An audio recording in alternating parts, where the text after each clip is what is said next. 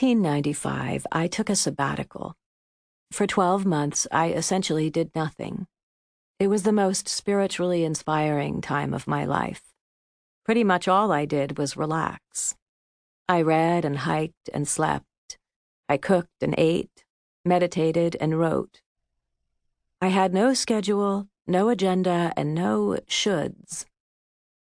A lot got digested during this completely open, uncharted time. For one thing, I began to read slowly through 2 cardboard boxes of very raw, unedited transcriptions of talks I had given from 1987 to 1994.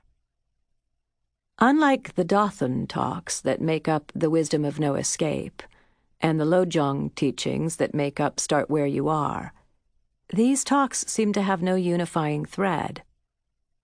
Now and then, I would look at a few transcripts. I found them everything from pedantic to delightful. It was both interesting and embarrassing to be faced with such a profusion of my own words. Gradually, as I read more, I began to see that in some way, no matter what subject I had chosen, what country I was in, or what year it was, I had taught endlessly about the same things.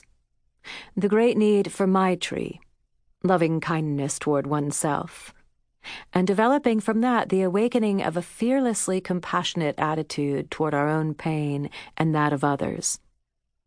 It seemed to me that the view behind every single talk was that we could step into uncharted territory and relax with the groundlessness of our situation.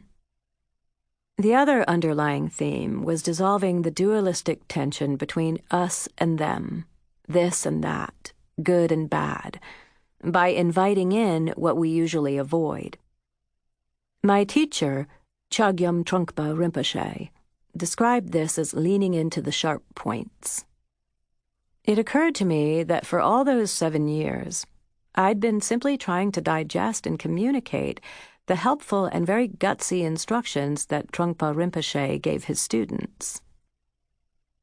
As I delved into the boxes, I could see that I still had a long way to go before fully appreciating what I had been taught.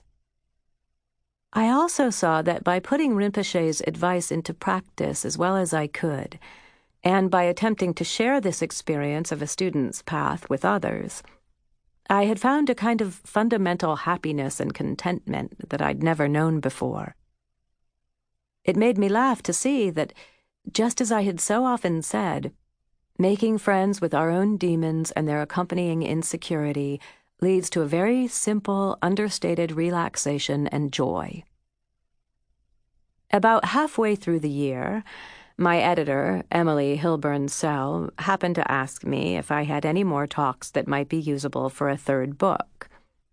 I sent her the cardboard boxes. She read through the transcripts and felt inspired to tell Shambhala Publications, "We have another book." Over the next 6 months, Emily sifted and shifted and deleted and edited, and I had the luxury to work further on each chapter to my heart's content. When I wasn't resting or looking at the ocean or walking in the hills, I would get totally absorbed by these talks. Rinpoche once gave me the advice, relax and write. At the time, it didn't seem like I'd ever do either of these things, but years later, here I was following his instructions. The result of this collaboration with Emily and my year of doing nothing is this book.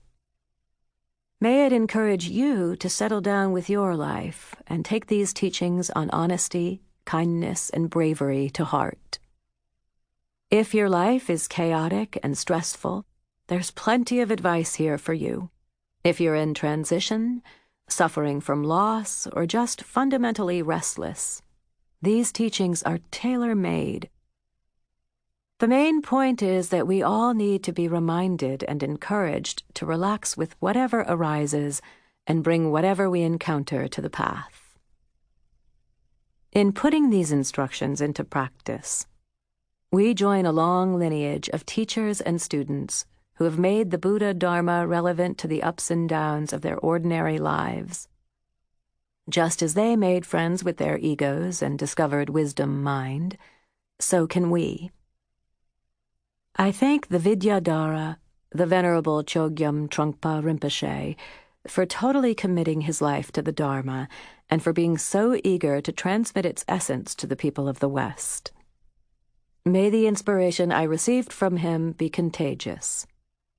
May we, like him, lead the life of a bodhisattva, and may we not forget his proclamation that chaos should be regarded as extremely good news. Pema Chödrön, Gampo Abbey, Pleasant Bay, Nova Scotia, 1996.